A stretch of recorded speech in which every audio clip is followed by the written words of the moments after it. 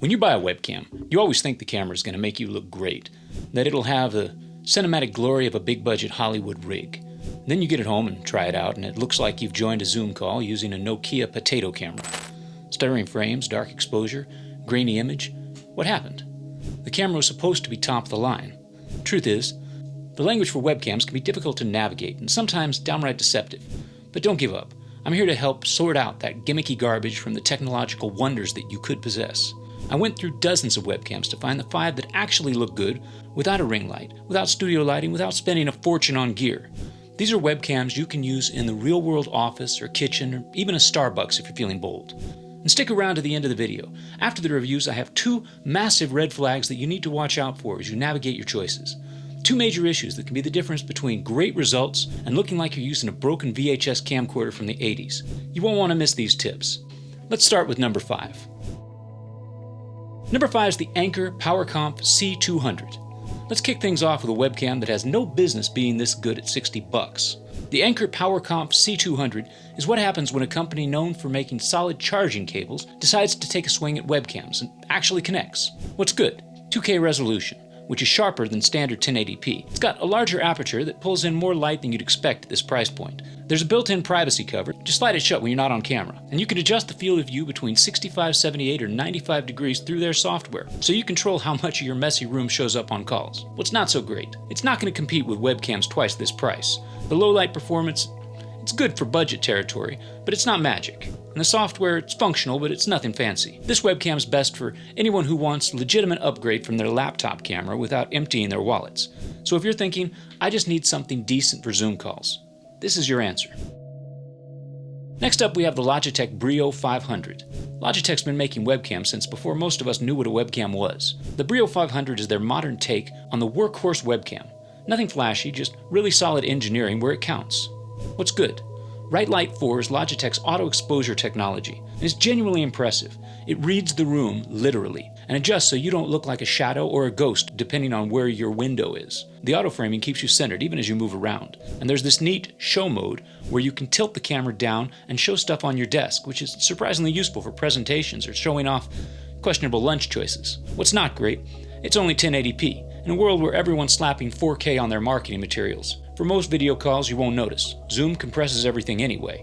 But if you're going to record content or streaming, you might want more resolution. This camera's best for remote workers who want something dependable, and a brand that's been doing this forever. If your IT department's buying webcams, this is probably what they should be ordering. At number 3 is the Razer Kiyo Pro. Okay, here's where things get interesting. The Razer Kiyo Pro is only 1080p, same as the Brio 500, but it consistently shows up on the best webcams for low light list because Razer did something smart. They stopped chasing resolution and focused on sensors instead. What's good? The adaptive light sensor on this thing is borderline sorcery. Reviewers have tested it in dim rooms, and it outperforms 4K webcams that cost twice as much. You get 1080p at 60 frames a second, which means buttery smooth video. HDR mode makes colors pop without looking oversaturated, and the wide-angle lens adjusts from 80 to 103 degrees, so you can go from tight headshot to, hey, look at my whole setup. What's not so great is Razer's software, Synapse. It is powerful, but it's a lot. Some people love it, some people find it overkill for a webcam. Also, no 4K if that matters to you, but honestly, if low light's your priority, this is the one to beat at this price. This is best for anyone who films or takes calls in less than ideal lighting and doesn't want to buy a ring light. Streamers in bedroom setups, remote workers in basements, offices, or anyone whose apartment gets approximately 12 minutes of natural light a day. Before we get to the top 2, quick reminder. Those 2 red flags I mentioned, the ones that can tank your webcam experience, they're coming up right after the review, so stick around. At number 2, we have the Insta360 Link 2C. If you've been anywhere near a webcam discussion online lately, you've probably seen the Insta360 Link 2C popping up everywhere. Search volume for this thing literally doubled in the last month, so I had to dig in and see if the hype is real, and yeah, it kinda is. What's good?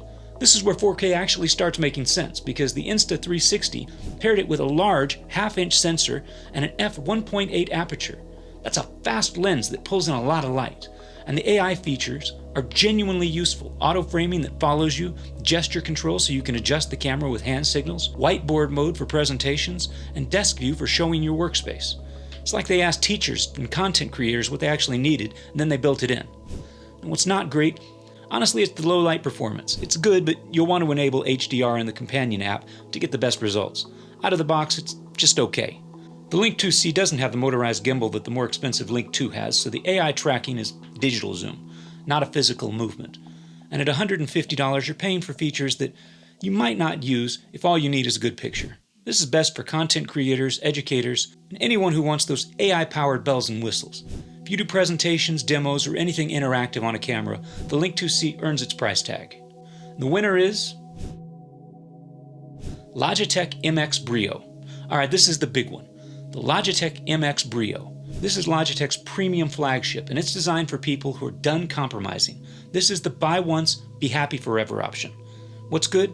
Let's talk about the sensor. It's the Sony Starvis sensor, the same technology used for professional security cameras designed to work in near darkness. Logitech says the pixels are 70% bigger than a typical webcam, and bigger pixels means more light captured. In practice, the low light performance is the best I've seen in a webcam. Period. You also get 4K at 30 frames a second or 1080p at 60 frames a second. Dual noise reducing mics, a built-in privacy shutter, a show mode for desk presentations. The build quality is premium too. Actual metal housing, glass lens, magnetic mount that clicks satisfyingly onto an included clip. It feels like professional equipment because, well, it kind of is. What's not so great?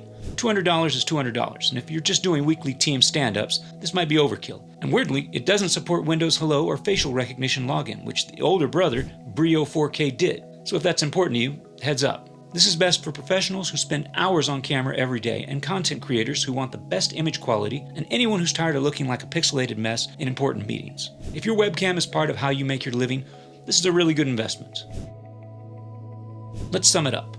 If you're on a tight budget, go with the Anker C200 at $60. It's a great value. If you want the best balance of price and performance, it's a tie. Logitech Brio 500 or Razer Kiyo Pro, both at around $130. Brio 500 is perfect for clean simplicity. Kiyo Pro if low light is your top priority. Want 4K and AI features? Insta360 Link 2C at $150. That's incredibly popular for a reason, and it really does live up to that hype. Want the absolute best? Then go with the Logitech MX Brio at $200. Sony sensor, massive pixels, best-in-class low light. As promised, here are the two things that will make or break your low-light webcam purchase. Number 1, don't assume that 4K means a good camera. Resolution only tells you how many pixels are in the image. It tells you nothing about how much light each picture can capture. A 4K webcam with a tiny sensor will look grainy and dark. A 1080p webcam with a large sensor will look clean and bright. The Razer Kiyo Pro is only 1080p, but it destroys most 4K webcams in dim rooms. Resolution, it's marketing. Sensor size, well, that's pure physics. Number 2, check the aperture. Not so long ago, no one even considered aperture. Then, most smartphones added it to their settings and suddenly people started paying attention. Aperture is measured in f-stops, and here's where it gets a little counterintuitive. Lower numbers are better. An f1.8 lens lets in way more light than an f2.8 lens. If a webcam doesn't list its aperture, that's usually a red flag. The good ones, like the Insta360 Link 2C at f1.8 or the Razer Kiyo Pro Ultra at f1.7, they tell you because it's a selling point. Quick rule, f2.0 or lower, you're good. Higher than that, Potato City. I put the links to all 5 webcams in the description below. Please like, comment, and subscribe and join my cult. Never mind that last one. For now. See you in the next time when I'll be reviewing the best automatic internet-enabled AI spatula specifically made for Scandinavian and Armenian waffles. It's a niche market. Have a good one.